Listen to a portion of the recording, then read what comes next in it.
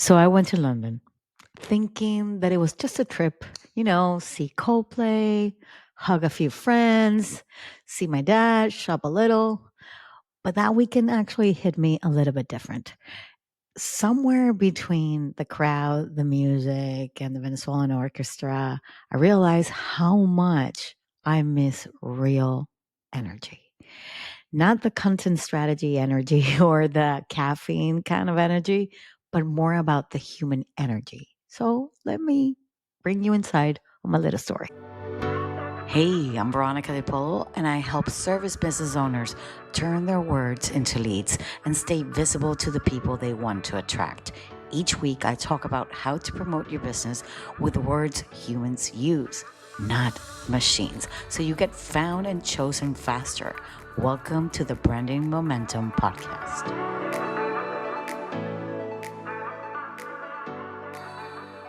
So, one of the reasons I went to London was to see my dad. I tell you, one of the bucket list things that I've had in my life was to see Coldplay. But it wasn't only about Coldplay. It was like a mixture of things that everything aligned and everything worked in that same trip, which was my dad being there because he's one of the founders of the Venezuelan orchestra, and having one of my dear friends also living now in London was like a plus. So there was like three things, and then other things happened. My business partner also there, and then another friend that I never seen. So being there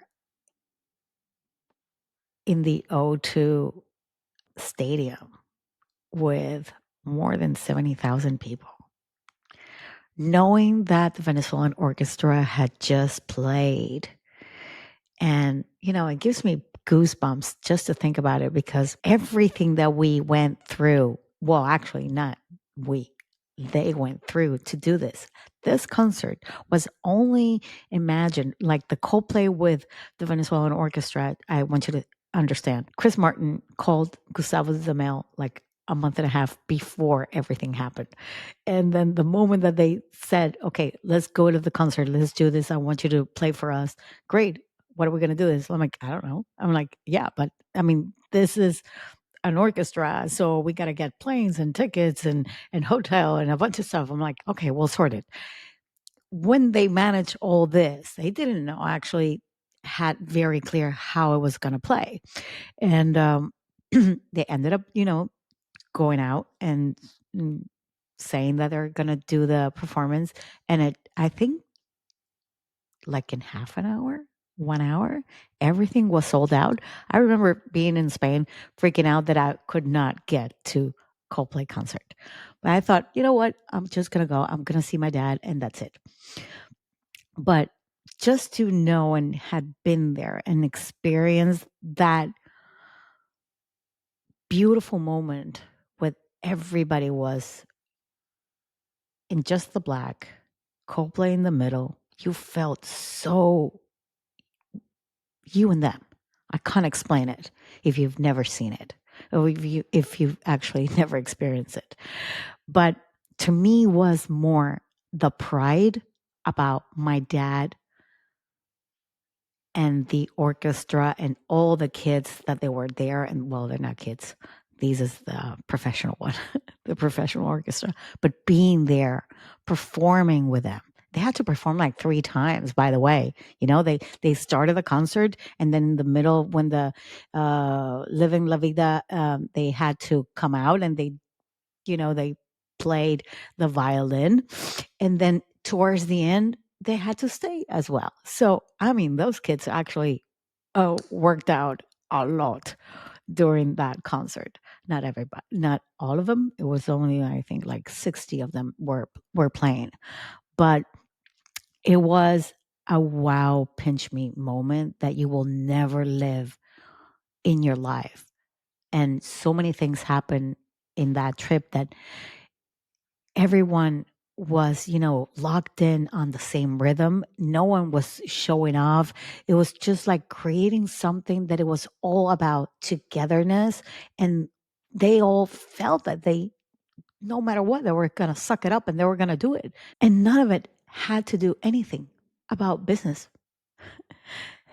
And if that makes any sense, they were all playing for the songs, for the experience of playing, for doing it, for trying something different, to bringing other cultures, other people, and opening new doors to their own worlds. The world from Coldplay, the world from uh, classical music, and, bridging those two. And I realized that we forget that energy needs to be recharged. My energy needed to be recharged. And it was August, end of August when I went. Not only that, is that you can't give more if you're not being filled with something. And in that particular moment, I needed to feel my brain or feel my energy with different stuff that I usually do on a day-to-day basis. So watching them reminded me of the collaborations. And collaboration isn't just, like teamwork and, no, it's fuel, it's energy, it's something different. And when you see that selflessness in the way that Coldplay felt with the orchestra and the orchestra felt with them, they were they were there. They simply wanted to make it work no matter what, no matter how, because they feel that they needed to do that. And like I said, the stars aligned and they did it. And every instrument and every pause mattered, and every way that their choreography, there was like this momentum happening in this mix of things. And I'm telling you, I mean, the orchestra went for Coldplay and it stayed there for like 18, 19 days. And be mindful, there was a strike and they had to stay longer. Imagine, even the conductor, Gustavo Dudamel, had to go back. He couldn't stay. He had to go back to LA because he had other things to do. So, and the orchestra stayed because they were committed with Coldplay. It makes me think, wow, would we do that? Would we be able to do something like that if we were in that situation, or to say, you know what, shit that, fuck that, no, I'm going home. I got things to do. Da da da. What are you gonna do, right? I was like really in awe of everybody and everything that happened there. So my connection really is, or more like I would say, my connection to you is, if you've been listening and you feel a little bit deflated, maybe you're not out of ideas. Maybe it's not so much about creativity. It could be a bunch of stuff, right? A bunch of things. When I went to London, I felt I needed to rest my mind, and doing other things that weren't about business actually did help me because it gave me a lot of ideas. Now, and that I fed that energy that I felt there every single day, and every little thing I did with the people that I spent my time with. And we try to do everything alone. I mean, I try to do everything alone. I'm a solopreneur. I have people that help me, but within my business, and I've hired them, but I do most of the things alone. And I do wonder why it feels heavy. I do wonder all the time why, if it feels like an uphill battle. I have so many things that I want to do, but I always say I can't do everything all on my own. And it's so good to know that you have people in your corner. It's so good sometimes to ask for help when you think you don't need to ask for help. And the truth is that momentum doesn't happen in isolation. It happens when you are around people that actually move you, that people actually give you more, people that actually get the best out of you. I For years, and maybe this another episode for another time, which I will do because I've been thinking about it. I've only want to surround myself with people that give me the best of them. but not only the best of them, I want the shit as well. Their shit. I want their shit. I'm not going to bring it on me, but I want to be with them, for them, because they care for me, like really care for me, not pretend that they care for me.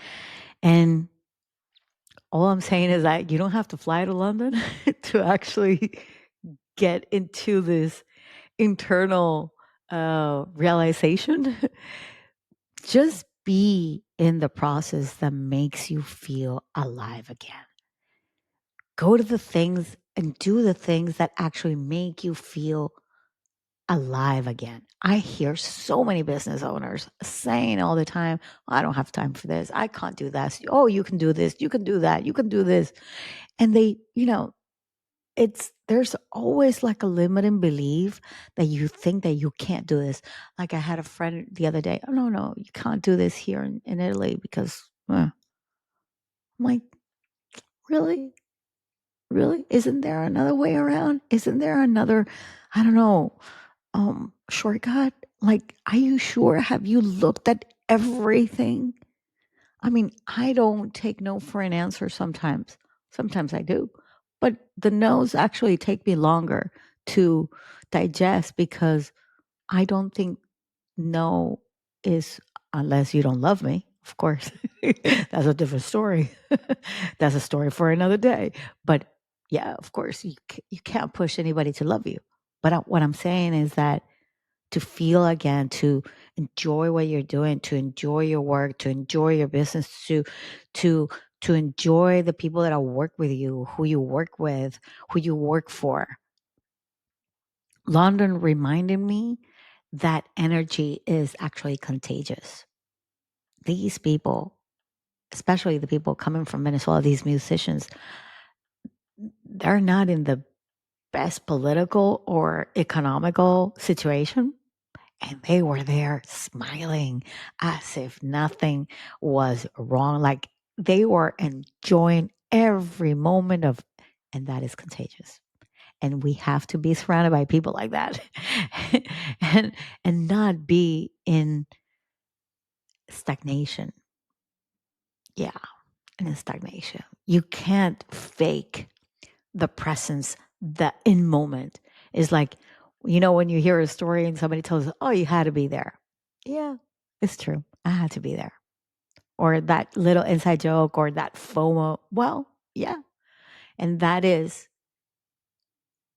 either you feel it, you feel that presence, or you don't feel that presence with those people that actually surrounding you in that moment. I mean, I love to be near people that make me laugh and they want to sing and dance and artist and all that because that is my being. That is, I like people that are creative and yeah, and then they want to change the world through their art as well, in any shape or form, by the way, any shape or form. So maybe what your business needs next is not another strategy. Maybe it's just a light, it's just a spark. Maybe it's just a moment in time where you feel that you need that actually excites you, really. That I felt and I remember in London when I was walking, I didn't want to leave. Let's start with that. I didn't want to leave. I didn't want to leave. I felt that London replaced in a way what I felt about New York. And I know it's completely different, but these are feelings. These are personal feelings of mine. I have gone to New York for like 40 years, and it's suddenly after COVID, well, actually during COVID, my New York was gone. My New York, I mean, I don't have a place to stay there anymore. And yeah, family reasons, whatever.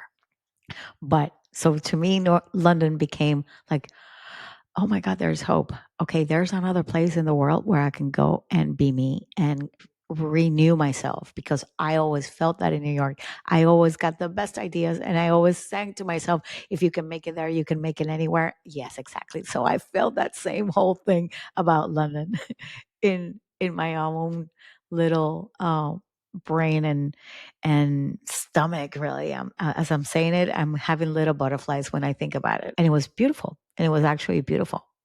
Maybe for you is walking in the woods or going to the beach or I don't know, having drinks with friends. Something, something, right? For me, living where I live, it's it's where it actually gives me the peace of mind for my business as well. Sometimes you have to get out of where you are so that you know, get those juices flowing. But still, I live in a place where I feel so comfortable and I see everybody feeling so good and people coming here so much that this place, my little piece of the corner of the world where I live, which is this little bubble called Moraira. Moraira has given me a lot of things where I want to share with everybody. And I'm starting to come up to the idea that I want to create something next year, like a retreat or a mastermind. I don't know the name, what it is, but I want to immerse ourselves here in a place where you can actually be poof, you and get the best out of your marketing and understand everything that you don't understand, but grab it by the horns, but also reset your mindset and restart to ignite that spark that I said before. Anyway, I'm trying this kind of podcast episode. My people told me that I needed to do something like this to get a little bit more into your ear, more relatable, maybe. I like it. I don't know why. I didn't mind it. If you enjoyed it, if you wanted me to talk about something in particular about me, um, I'm think I'm gonna be doing this like once a month, just to change things up and see how it goes. What's the reaction? I always feel that for the podcast, I always want to bring in business side. So it was hard for me to understand that I needed maybe to give more my point of view about other stuff that is not about business and marketing and messaging and AI and all these sort of things. Something a little bit more lighter or more personal or more, yeah, just like this. Um, anyway, if you liked it, let me know in the comments wherever you hear me or see me.